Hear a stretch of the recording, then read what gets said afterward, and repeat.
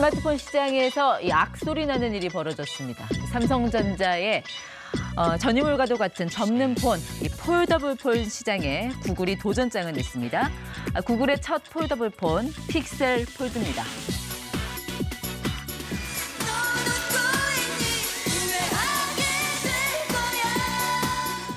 후회만 남기게 될까요? 또 하나의 성공 사례로 남을까요? 김덕진 미래사회 IT 연구소장 함께하겠습니다. 네, 소장님 오래간만에 뵙겠습니다. 네, 안녕하세요. 반갑습니다. 이제 뭐 누가 잘 접나? 네. 이 폴더블 폰으로 이제 구글하고 삼성이 경쟁하는 건가요? 그렇죠. 어떻게 보면 이제야 폴더블 시장에 제대로 된 경쟁이 시작됐다라고 할 수 있을 정도로 폴더블 시장에서 누가 잘 접나 말씀하신 것처럼 이제 제대로 경쟁이 시작될 것 같습니다. 구글이 언제부터 이렇게 스마트폰 만들었어요? 그러니까 우리나라 분들은 잘 모르실 수 있는데 구글이 이미 2016년부터 해서 픽셀이라고 하는 어떠한 폰들을 계속 만들어 왔습니다. 네. 어떻게 보면 구글이 OS 운영체제를 만드는 회사잖아요. 그러니까 본인들의 운영체제가 잘 돌아갈 수 있는 것을 표준으로 보여주는 네. 이른바 레퍼런스 폰이라는 것을 계속 만들어 왔고요. 안드로이드 안드로이드 부분에서. 예. 그래서 그런 부분을 계속적으로 만들어 왔고 그게 이번에 이제 폴더블 폰까지 이제 만들겠다라고 네. 이제 선언한 것이죠. 그러니까 그동안 한 7년 동안은 우리나라에서는 출시를 안 했는데 이번에 나온 이 픽셀 폴드, 네. 폴더블 폰, 네. 구글의 폴더블 폰이 국내에서 이번엔 출시가 되는 겁니까? 그러니까 이게 항상 2017년에 한 번 우리나라의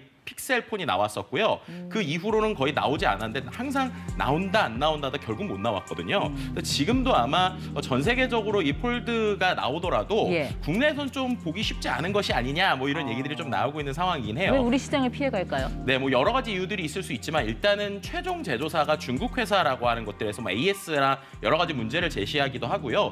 또 뭐 통신사와의 관계들도 있지만 좀 조심스럽게 많은 분들이 추측하는 것이 결국에는 삼성전자와의 관계 때문에 국내에서 네. 출시하는 걸 좀 조심하는 것이 아니냐 뭐 이런 예측들도 나오고 있는 상황이긴 합니다. 네. 근데 그럼에도 불구하고 많은 분들이 기대하는 만큼 실제 구글에서 최근에 이 SNS에다가 아주 재미있는 이미지를 올렸어요. 바로 May the Fold with you. 그러니까 약간 우리가 알고 있는 스타워즈처럼 폴드가 함께하게 이렇게 네. 올린 것인데 과연 우리나라에서도 이렇게 폴드와 함께 할 수 있을지 좀 더 지켜봐야 될 것 같습니다. 그러니까 삼성과의 관계 때문에 우리나라 시장에 못 들어오고 있다는 말씀은 우리가 삼성이 네. 그 안드로이드 그 운영체계, 구글의 운영체계를 쓰고 있기 때문에 네. 파트너사와의 어떤 그런 관계를 생각을 해서 피해갔다 그 말씀이신 거죠? 네, 이제 그건 여전히 좀 추측이긴 하지만 대부분의 사람들이 아마 그 이유 때문이 아닐까라고 조심스럽게 이야기하는 부분들이 분명히 존재합니다. 만약에 이 구글폰 나오면 가격은 어느 정도 생각하면 됩니까? 지금 나오고 있는 것은 한 225만 원 정도인데요. 그러니까 기존에 있었던 우리가 알고 있는 그 갤럭시 폴드 있지 않습니까?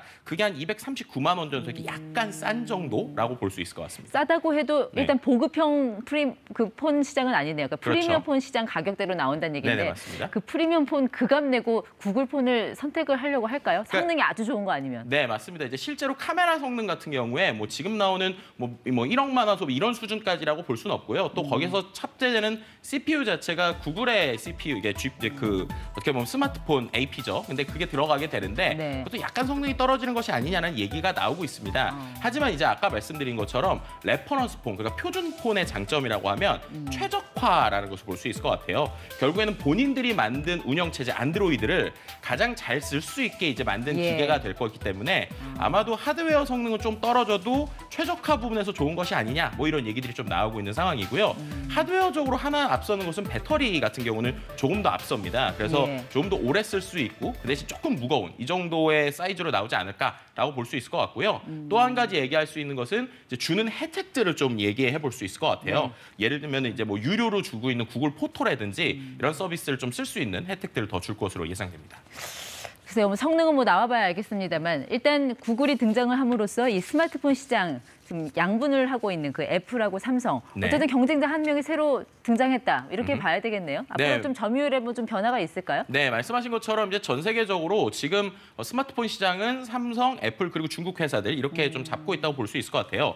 근데 전체적인 시장의 파이를 보면 예전과 다르게 좀 성장률이 더 떨어지고 네. 약간 오히려 둔화되고 있습니다. 왜냐하면 스마트폰을 사람들이 예전에 2년에 한 번씩 바꿨는데 때문에 3년에 한 번 바꿔도 이제 괜찮을 정도로 아주 스펙이 좋잖아요. 예. 근데 유일하게 성장하고 있는 시장이 바로 이 접는 시장, 홀더블 시장입니다. 예. 왜냐하면은 아직까지 새로운 사람들이 이제 새로운 것들에 대한 관심이 있다 보니까 결국 그런 관점으로 볼 때 구글 입장에서도 네. 더 이상 이 폴더블 시장 자체를 그냥 두고 볼 수 없다. 본인들도 하나의 새로운 표준을 만들어야 된다라고 하는 것을 보여주는 것이 아닌가라고 예측해 볼 수 있습니다. 어쨌든 그동안은 구글 하면은 소프트웨어, 삼성 하면은 하드웨어 이렇게 좀 분업이 되는 구조였는데 네. 지금 이제 구글이 소프트웨어, 하드웨어 좀 다 하겠다고 나온 거잖아요.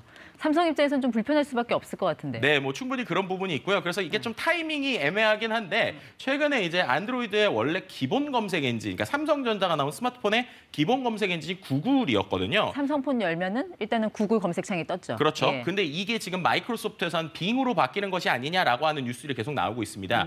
그 얘기인즉슨 원래 구글이 제일 많이 하는 게 검색 점유율과 광고 비용인데 네. 사람들이 다 처음에 열었을 때 구글이 아니라 마이크로소프트에 빙이 뜨게 되면 당연히 그 안에서 검색 광고가 떨어질 수 있다는 것이죠. 예. 그런 관점에서 지금의 이러한 움직임들 때문에 뭐 그런 움직임이 나오는 것이냐 아니면은 뭐 이게 뭐 까마귀 날자 배 떨어지는 것이냐 뭐 이런 여러 가지 이야기가 나오고 있는 상황이기도 합니다. 근데 구글의 지금 경로를 보면 일단 소프트웨어에서 우위를 점하고 그다음에 이제 하드웨어 시장으로 가고 그리고 하나 더 중요한 거는 이번 스마트폰에 자체 개발한 반도체 칩을 넣었다는 거잖아요. 네네. 스마트폰은 그 두뇌에 해당되는. 그렇죠. 그럼 삼성 입장에서는 이 구글이 소프트웨어, 그 하드웨어, 반도체까지 남은 퍼즐을 다 완성한 셈인데 이러다 뭐 반도체 주도권도 뺏기는 거 아닌가 이런 걱정은 하지 않을까요? 네, 그럼에도 불구하고 반도체 시장 자체가 조금 다른 결이 있고요. 더 한번 생각해 봐야 할 게 제일 비싼 부품이 될 수 있는 디스플레이입니다. 그러니까 결국에는 지금 접는 폰의 디스플레이는 삼성전자가 아닌 삼성 디스플레이에서 지금 우리나라 또 중국 회사들도 결국엔 삼성 디스플레이 쓰고 있거든요. 네. 구글도 이번에 삼성 디스플레이 쓰니까 어떻게 보면 스마트폰 전체에서는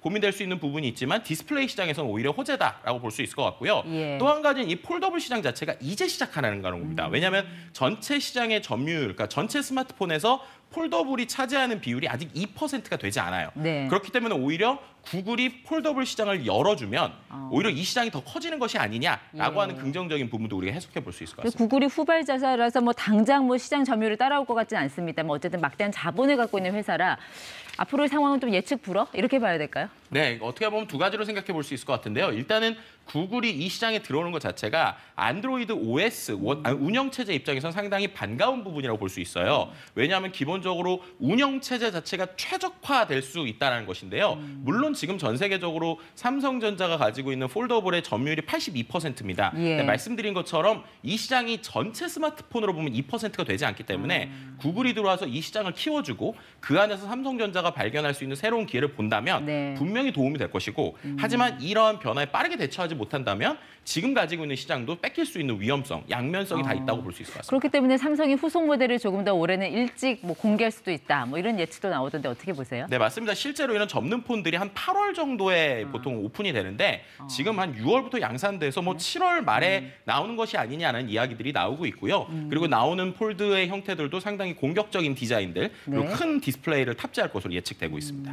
근데 삼성은 그동안 지금 뭐 폴더블 폰 그리고 플립폰 이거 두 가지로 좀 명맥을 좀 유지하고 있지만 폴더블이라는 건 좀 옆으로 이제 넓혀보는 거고 그렇죠. 플립은 좀 가볍게 가지고 다니는 거지 이게 네네. 스마트폰 어떤 본질, 어떤 실용성 자체에 대한 혁신은 아니지 않습니까? 네. 앞으로 삼성이 뭔가 새로운 걸 보여주려면 어떤 본질적인 스마트폰 기능에서 혁신이 나와야 될 텐데 좀 어떤 거를 좀 우리가 좀 기대를 해볼 수 있을까요? 글쎄요, 저는 이제 본질적인 혁신도 중요하지만 오히려 안드로이드 시장과의 협업을 통해 가지고 키울 수 있는 부분이 분명히 존재한다고 생각해요. 왜냐하면 네. 지금은 폴더블 시장을 위한 운영 체제나 앱을 만들면 여전히 삼성전자만을 위한 딱 1%만을 위한 시장이거든요. 예. 근데 이 시장이 10% 이상 커지고 구글이 최적화를 한다라고 하면 자연스럽게 커질 수 있는 시장이기 때문에 네. 변화에 빠르게 적응하는 것이 더 중요하다 이런 생각이 들기도 합니다. 결국 구글과 삼성은 파트너도 아니고 그렇다고 또 적도 아니고 네. 그래서 요즘 뭐 프레너미 뭐 이런 용어도 나온다고 하는데 네, 맞습니다. 네. 프렌드와 에너미를 합친 프레너미, 그러니까 적도 아니고 우리 편도 영원이 아니다라는 것이고요.